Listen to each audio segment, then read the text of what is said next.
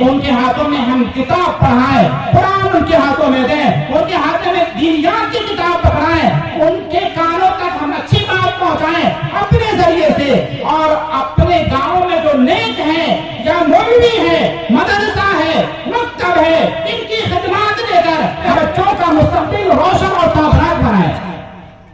میرے محترم، آج ہوتا ہے کیا؟ پروگرام کا مقصد اگر یقیناً یہ ہو جائے، انقلاب برپا ہوگا۔ کیا برپا ہوگا؟ انقلاب برپا ہوگا۔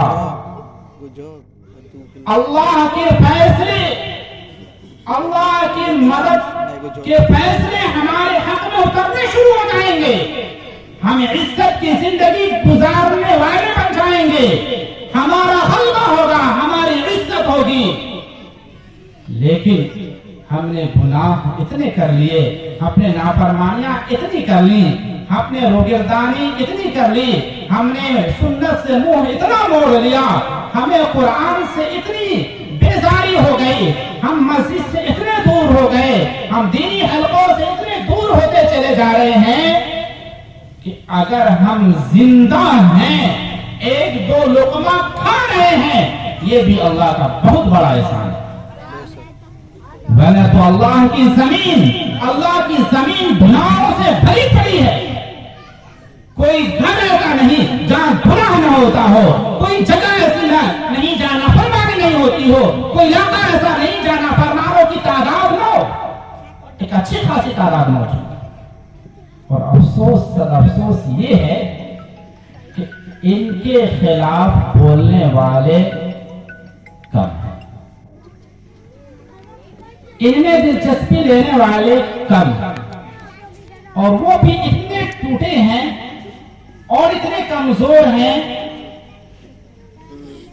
کہ کبھی کبھی وہ بھی دل برداشتہ ہو جاتے ہیں۔ میرے محترم، ہونا تو یہ چاہیے کہ پورا گاؤں سنت نبوی پر آمادہ ہو، سنت نبوی کو زندہ کرنے کے لیے کوشاں ہو، اس کی فکر میں وہ رات دن ہو، سوتا ہو تو یہ سوچ کر سوتا ہو نبی کی سنت کیسے زندہ ہو، اٹھتا ہو تو یہ سوچتا ہو کہ چلیں گے تو کیا کریں گے، کیا حکمت عملی اپنائیں گے کہ دین زندہ ہوگا۔ میرے محترم، آج ہم اپنے ذہنی ایج کی بنیاد پر، آج ہم اپنے شخصی برتری کی کو ملحوظ رکھتے ہوئے اور ان کو فوقیت دیتے ہوئے ہم نے دین کو کا جنازہ نکال دیا ہے، پشے پشت ڈال دیا ہے۔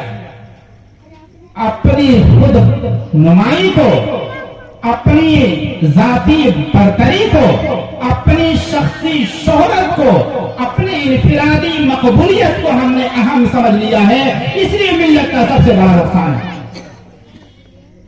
آج ہم ملت کے کئی وفادار نہیں ہیں، وفادار کی باتیں کرنے والوں کو آج ہم کمزور کر رہے ہیں، جو انقلاب کی اور دین کو زندہ کرنے کی بے لاگ لپیٹ بات کرتا ہے، ہم انہیں اپنے شیطانی جال میں لپٹنے کی کوشش کرتے ہیں۔ جتنی ہم لوگوں کے اندر کرود ہے، جتنے اندر توڑ ہے، جتنا دل پھٹا ہوا ہے اور جتنی دوریاں ہیں، ان سب دوریوں کی وجہ یہ ہے ہم کسی کو اپناتے نہیں، کسی کو مانتے نہیں ہیں اور برداشت نہیں کرتے ہیں۔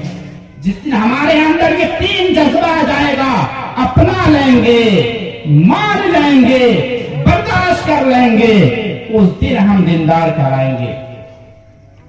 داڑھی ٹوپی رکھ لینے سے اور کرتا پاجامہ پہن لینے سے اور ایک آدھ وقت مسجد میں حاضری لگا دینے سے ہی سب سے بڑا ولی اللہ نہیں ہو جاتا۔ اللہ کا برگزیدہ وہ ہے جو اللہ کی نگاہ میں مکرم ہو، اللہ کی نگاہ میں معزز ہو، اللہ دلوں کے حال کو جانتا ہے۔ اے لوگوں، خدا کو دھوکہ نہیں دے سکتے، انسان کو دھوکہ دے سکتے ہو، خدا کو دھوکہ نہیں دے سکتے۔ یاد رکھو، مرنا ہے۔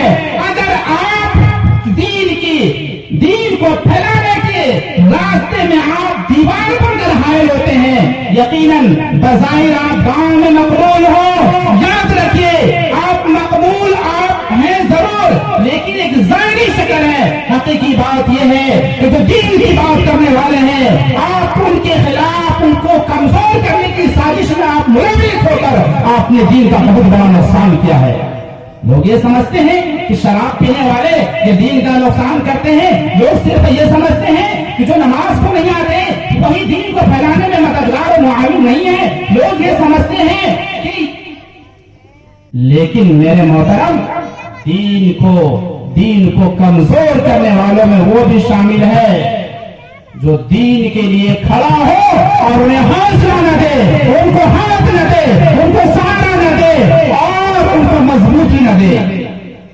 یاد رکھیے آپ تقریر سنتے ہوں گے, آپ جلسوں میں بیٹھتے ہوں گے, لیکن آپ کے سامنے باتیں ہوتی ہوں گی. باتیں صرف اور صرف چاپلوسی کی ہوتی ہے. کچھ کہانیاں اور قصے سنا دیے جاتے ہیں, میں بھی سنا سکتا ہوں اور اچھے طریقے سے سنا سکتا ہوں. حوالے کے ساتھ سب مزہ آ جائے گا, مجلس ختم ہو جائے گی, چلے جائیں گے, تو چار لفظ بولیں گے کہ مفتی صاحب نے بہت اچھی بات کی ہے. یاد رکھیے میں بھی پکڑا جاؤں گا, میرے اوپر واجب ہے, فرض ہے کہ جو ہمارے سینے میں امانت ہے ہم اپنی استطاعت اور صلاحیت کے مطابق اسے آپ کے سامنے اجاگر کر آپ کے سامنے رکھیں. کون رکھے گا؟ دین کا درد ہے ہر وہ شخص کے پاس ضرور ہوتا ہے جو 10 سال دین کے لیے قربان کیا ہو. اس کے سینوں کے اندر روزانہ اسباب کے اندر اساتذہ کی باتیں ان کے دلوں کے اندر ان کے کانوں سے ٹکراتی ہیں, روزانہ ٹکراتی ہیں. 7 گھنٹے ہوتے ہیں دین کی بات سنتا ہے اور سارا کچھ ان کے اندر جذبہ ابھرتا رہتا ہے. میرے محترم لیکن کمزوریاں اتنی ہیں, چلو اسی کمزوری شکل میں ہم کسی طرح کام ہوتا رہے, لوگ آگے بڑھتے رہیں, کسی کی حوصلہ شکنی نہ ہو سکتا اللہ انہیں ہدایت پہ دے